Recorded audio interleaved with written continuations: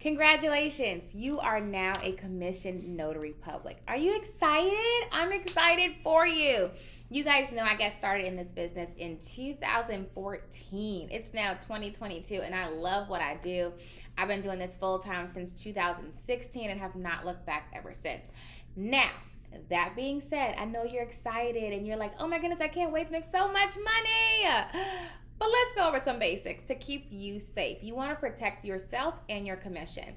And in any industry, there's always scammers, law changes, anything could happen that can cause you to not only be sued, but for you to lose your commission. And we want to make sure that does not happen. So I'm going to give you my top 3 tips to help you stay safe and profitable as a notary, okay? So first thing, make sure you read your state's handbook. That is really important. And you probably are like, Vanessa, of course. You would be surprised. I do trainings all over the country, and no matter where I go, I always ask, has everyone read their state handbook? Have you? The whole thing? Okay. And typically when I say has everyone read their state handbook, I will get maybe 4 or 5 people in the room. They're like, oh, I did. And then I say, oh, great. The whole thing, and they'll say, oh, no, right? That is your playbook. That is going to tell you what you can do and what you can't do. And we all know ignorance of the law is not a thing. So you can't say, oh, well, I was in a Facebook group and someone told me I could do that. That's not going to fly. Guess what? Facebook groups and people's opinions does not fly. The only thing that works is the notarial law. So your state's handbook is really important. Not only that, you can go the extra mile and not just read your state's handbook, but read the actual code that is written. So basically your state has laws, right? Code that is written for your particular industry, right? They then take that and put it in layman's terms in a handbook, okay? Read both. You'll be surprised. There are a lot of cool things that I found reading my state's code. But that's really important, guys. So make sure you read your state handbook. Not only that, make sure you stay connected with your commissioning office because they may do updates to the handbook. So for example, in Virginia, we had an update last year in 2021, right? But a lot of notaries probably didn't read that update, right? So you want to make sure you're up to date on any updates. And sometimes they'll update the handbook, but sometimes they'll just send out notices or they'll put like updates on the website. And so you want to make sure this is your industry. Take time to understand what's happening in it and to know the laws that are changing. Let's say the notarial fee changes as far as what you can charge. If you don't know that and you're still charging your $2, $3, $4, $5 and it changed to $10, now it's costing you money to not know the law, okay? So take time to make sure you are up to date on your state's notarial law. Next thing you want to do is make sure you're staying up to date on continuing education.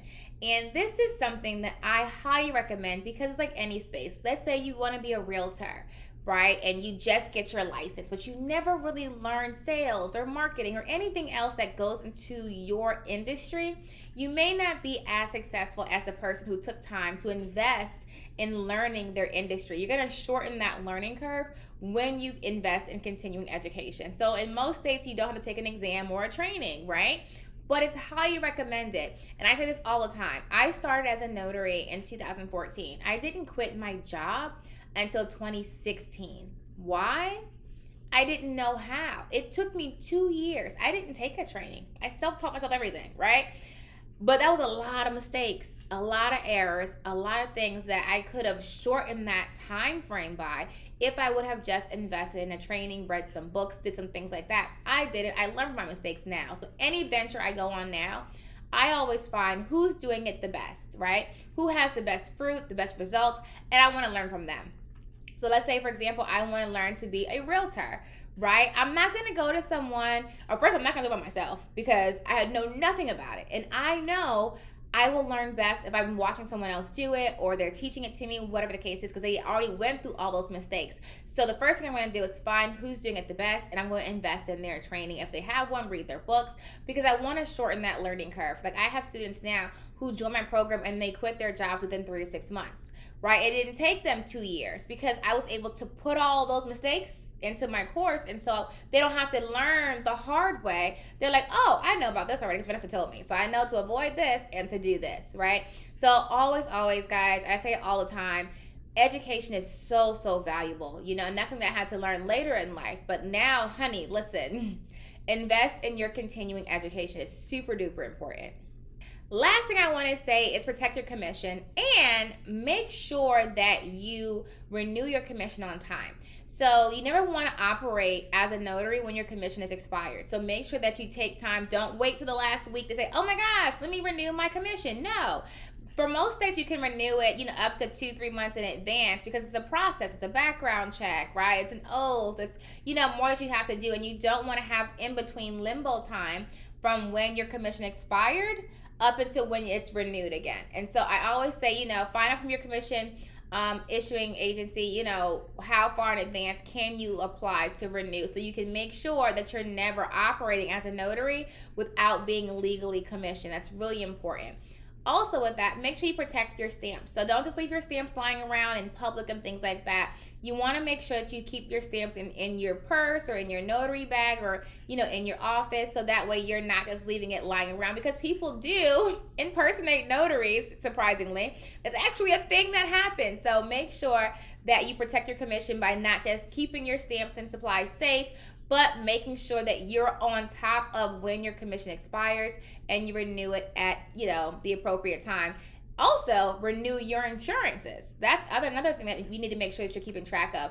Your commission is current, your LLC information is current, you have to renew that annually typically, and your insurances are up to date. Like, that's really important, and that's going to make sure that, and I call that my foundational paperwork. So every business that I have a binder and a file online of foundational paperwork, and that includes things like any licenses that I have to have for that industry, LLC, EIN, insurances, business licenses, whatever that case is, and I review it every couple months just to make sure everything's right. I just want to make sure that everything is right. So I do reviews to make sure everything is current, nothing has lapsed, everything is up to date. Any changes that need to happen, I make sure that happens. So if you do not have a foundational folder, binder, email file, get one. Foundational folder, okay? LLC, EIN, business license, any additional licenses, your DUNS number, any insurances that you have, make sure all that is in there and it's up to date. Following these steps, guys, you will be successful as a notary, and actually a lot of those you can use in any industry, but following those steps, you will be successful as a notary. So I hope this video helps you. If you need more training or tips, make sure you reach out to me at notarytonotary.com, and I will help you be a 6-figure notary signing agent. And until next time, happy signing.